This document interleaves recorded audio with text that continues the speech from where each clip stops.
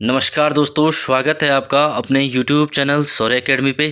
तो फ्रेंड्स, आज हम लेके आए हैं उत्तराखंड टेस्ट सीरीज़ का अगला पार्ट, जिसके अंतर्गत यूके ट्रिपल एससी और यूके पीएससी के पैटर्न पर आधारित प्रश्नों को यहाँ पर कवर करेंगे। देखिए फ्रेंड, जो ये टेस्ट सीरीज है ये उत्तराखंड के आने वाले जो आगामी एग्ज़ाम है, पुलिस कांस्टेबल, बीडीओ, बीपीडीओ, जो आने वाला कनिष्ठ सहायक है या फिर पटवारी का एग्ज़ाम है, आरओ एआरओ के जो एग्ज़ाम है उनके लिए महत्वपूर्ण होने वाला है। जिन्होंने इससे पहले की टेस्ट सीरीज नहीं देखी है, प्लेलिस्ट में जाकर देख सकते हैं और साथ ही साथ हमारे चैनल को सब्सक्राइब कीजिए और हमारे टेलीग्राम चैनल से जुड़कर इसकी पीडीएफ डाउनलोड कर सकते हैं। लिंक हमने डिस्क्रिप्शन बॉक्स में दिया है। तो चलिए फ्रेंड्स, शुरू करते हैं। आज का जो फर्स्ट क्वेश्चन है, निम्न में से कौन सा विकल्प सुमेलित नहीं है, यानी कि ऐसा कौन सा विकल्प है जो सुमेलित नहीं है, जो गलत है, उसको हमने देखना है। पहला है लघु उद्योग सेवा संस्थान। तो लघु उद्योग सेवा संस्थान हल्द्वानी में है, पहला बिल्कुल सही है। दूसरा है कत्था उद्योग, तो कत्था उद्योग अल्मोड़ा गलत हो जाएगा। तीसरा है भारतीय प्रबंधन संस्थान, तो यानी कि आईआईएम, तो ये काशीपुर में स्थित है। Indian institute of management craft design केंद्र, तो ये भी काशीपुर में स्थित है। तो इसका सही उत्तर हो जाएगा ऑप्शन बी, कत्था उद्योग। कत्था उद्योग अल्मोड़ा में नहीं है, हल्द्वानी में स्थित है। हल्द्वानी है ना, तो इसका सही आंसर हो जाएगा ऑप्शन बी, कत्था उद्योग। नेक्स्ट क्वेश्चन है, निम्न में से राज्य का कौन सा नृत्य गुजरात के गरबा नृत्य, असम के बिहू नृत्य तथा मणिपुर के रास नृत्य के समान है। देखिए फ्रेंड, कहने का अर्थ है उत्तराखंड में एक ऐसा नृत्य किया जाता है जो गुजरात के गरबा के समान है, असम के बिहू के समान है और मणिपुर में जो रास नृत्य किया जाता है इसके समान है। तो वो कौन सा हो जाएगा? तो इसका राइट आंसर हो जाएगा ऑप्शन सी, झुमेलो नृत्य।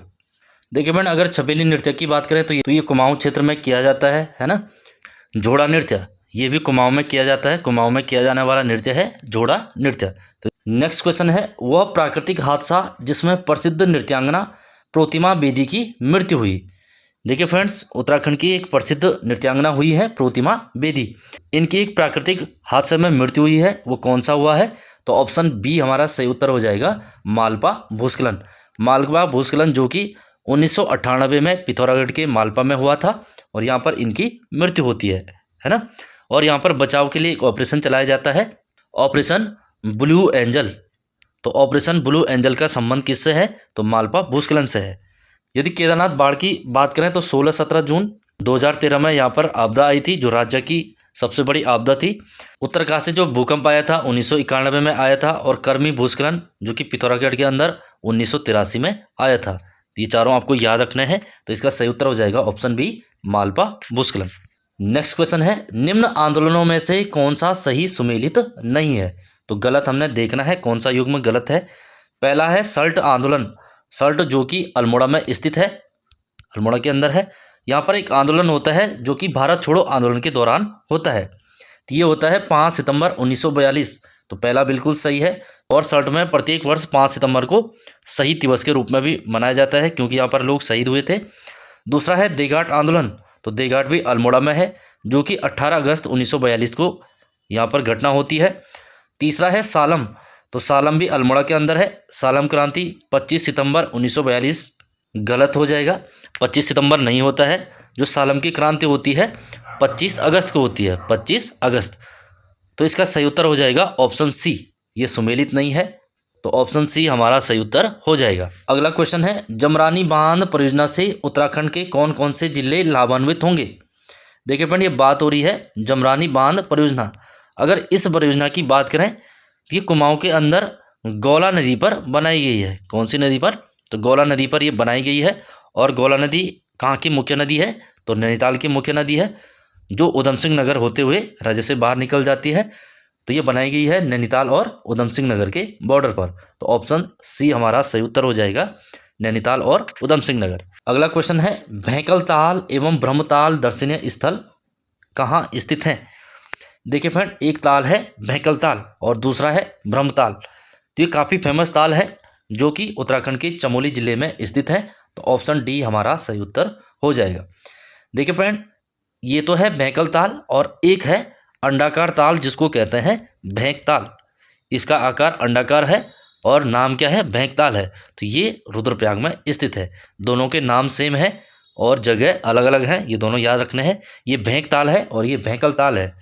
अगर उत्तरकाशी की बात करें तो यहाँ पर सरू ताल है ना, जिसको ट्रैक ऑफ द ईयर 2024 भी घोषित किया गया था।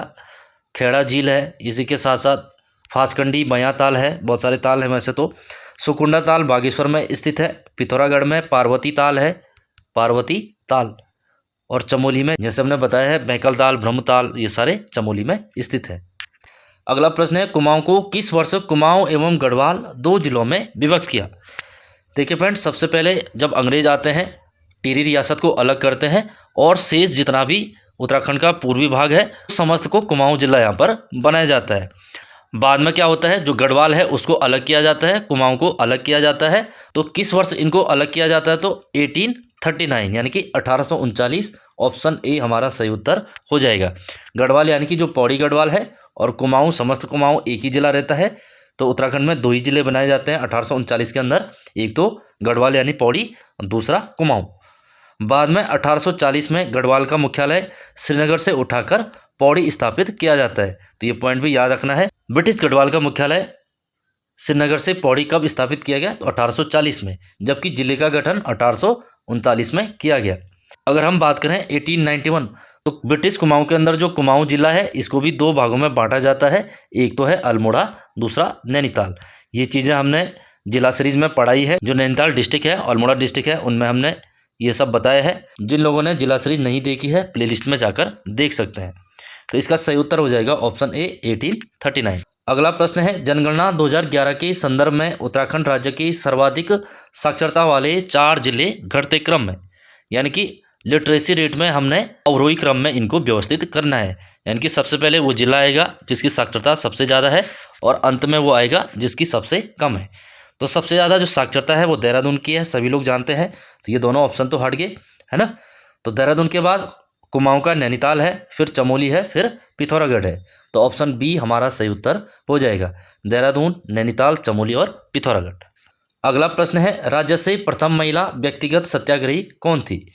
देखिए फ्रेंड, अगर हम बात करें व्यक्तिगत सत्याग्रह, तो व्यक्तिगत सत्याग्रह की शुरुआत होती है 1940 के अंदर, है ना।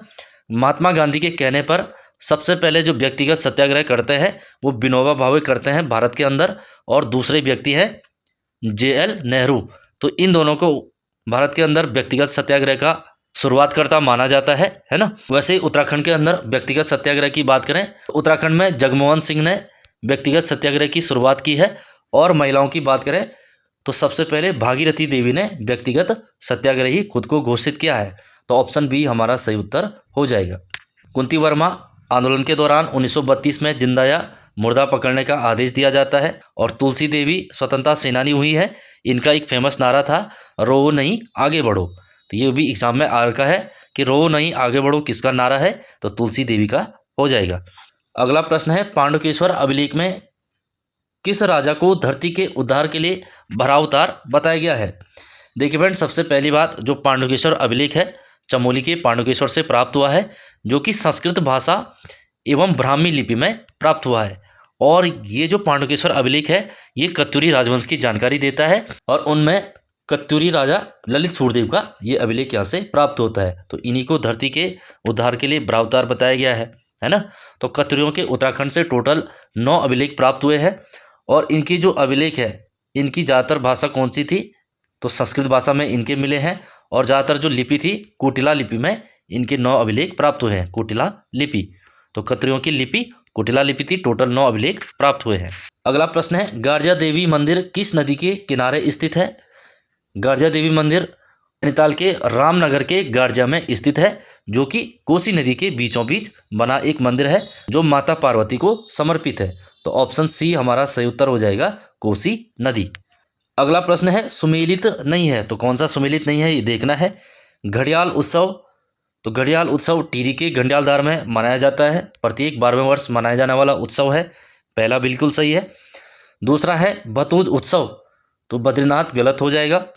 तीसरा है गवलादेव उत्सव, तो गवलादेव पिथौरागढ़ के अंदर मनाया जाने वाला उत्सव है, तो तीसरा भी सही है।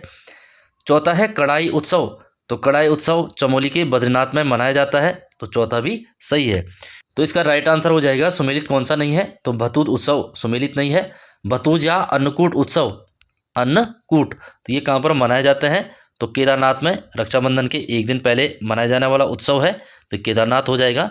इसलिए हमारा सही उत्तर हो जाएगा भतूत उत्सव बद्रीनाथ। अगला प्रश्न है 2011 की जनगणना के अनुसार साक्षरता में उत्तराखंड का देश में कौन सा स्थान है। यानी कि उत्तराखंड की जो लिटरेसी रेट है एवरेज देश में सभी राज्यों में कौन से नंबर पर है। तो साक्षरता में उत्तराखंड की अगर बात करें तो साक्षरता में 17वें स्थान पर है। तो ऑप्शन ए हमारा सही उत्तर हो जाएगा 17वां। देखिए फ्रेंड, अगर पुरुष साक्षरता में बात करें तो पुरुषों में 13वें स्थान पर है, और महिलाओं की बात करें तो महिला साक्षरता में 20वां है। ये किसके अकॉर्डिंग है, तो 2011 की जनगणना के अकॉर्डिंग है। अगर 18वें की बात करें तो क्षेत्रफल में ये 18वां स्थान है, और यूटी के साथ 20वां स्थान है। यानी कि अगर केंद्र शासित प्रदेशों को भी मिलाया जाए तो तब 20वां स्थान है, अदरवाइज 18वां स्थान है।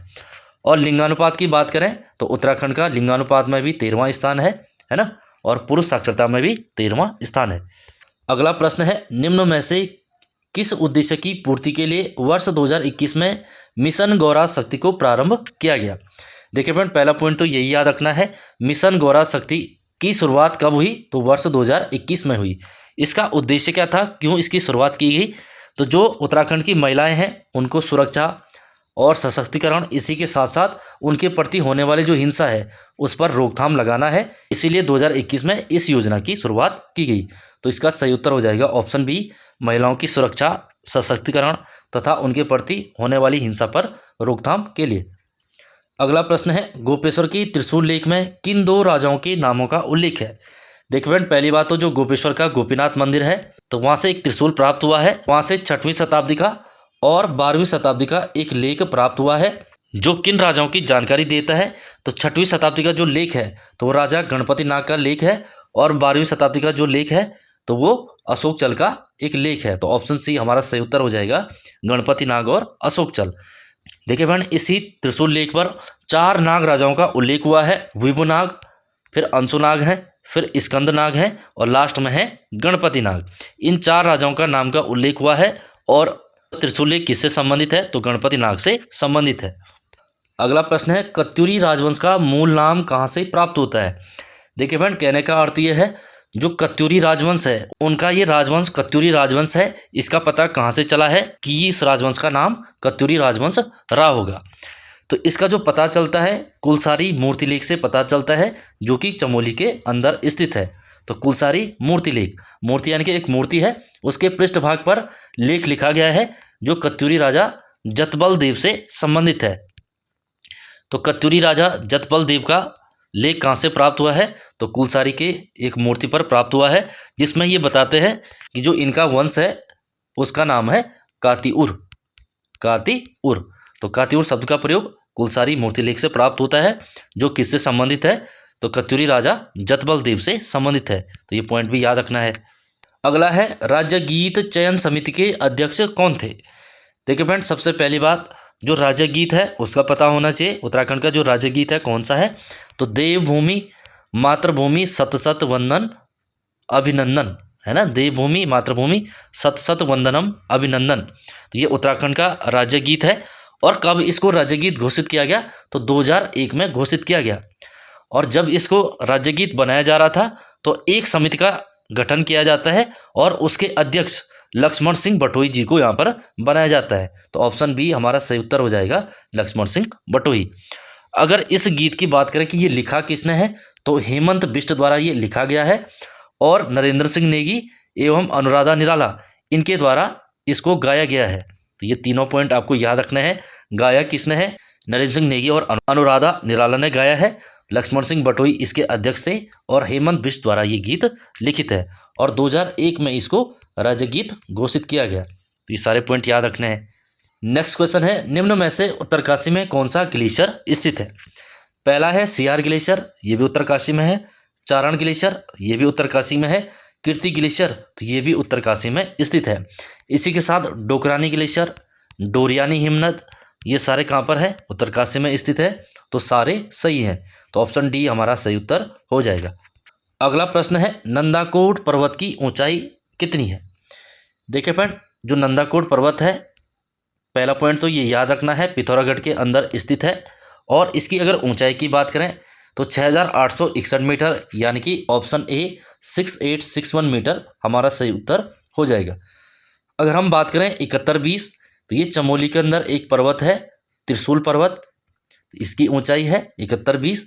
7817, तो ये उत्तराखंड का सबसे ऊंचा पर्वत है जिसका नाम है नंदा देवी पश्चिमी। तो नंदा देवी पश्चिमी की ऊंचाई कितनी है? 7817 मीटर है। तो ये पॉइंट भी आपको याद रखना है।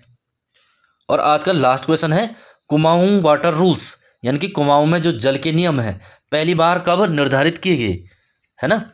जल के लिए भी कुमाऊं के अंदर अंग्रेजों द्वारा समय समय पर रूल बनाए गए, कितना पानी घराटों के लिए यूज होगा, कितना नदी में बहेगा, है ना, कितनों पर डैम बनाए जाएंगे और कितना ग्रामीणों के लिए प्रयोग में लाया जाएगा। तो इसीलिए समय समय पर ये नियम बनाए गए। तो पहली बार जो कुमाऊं में जल के नियम हैं वो 1917 के अंदर बनाए गए थे। तो ऑप्शन हमारा सही उत्तर हो जाएगा 1917। देखिए फ्रेंड, कभी क्वेश्चन इस टाइप से आए कि कुमाऊं जल नियम या फिर कुमाऊं वाटर रूल्स में पहली बार संशोधन कब किया गया, या फिर कुमाऊं में जल के नियम दूसरी बार कब बनाए गए, तो तब आंसर हो जाएगा 1930।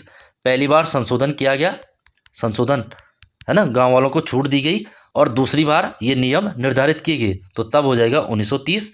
और पहली बार पूछेगा तो 1917। तो फ्रेंड्स, ये थे इस टेस्ट सीरीज के क्वेश्चन।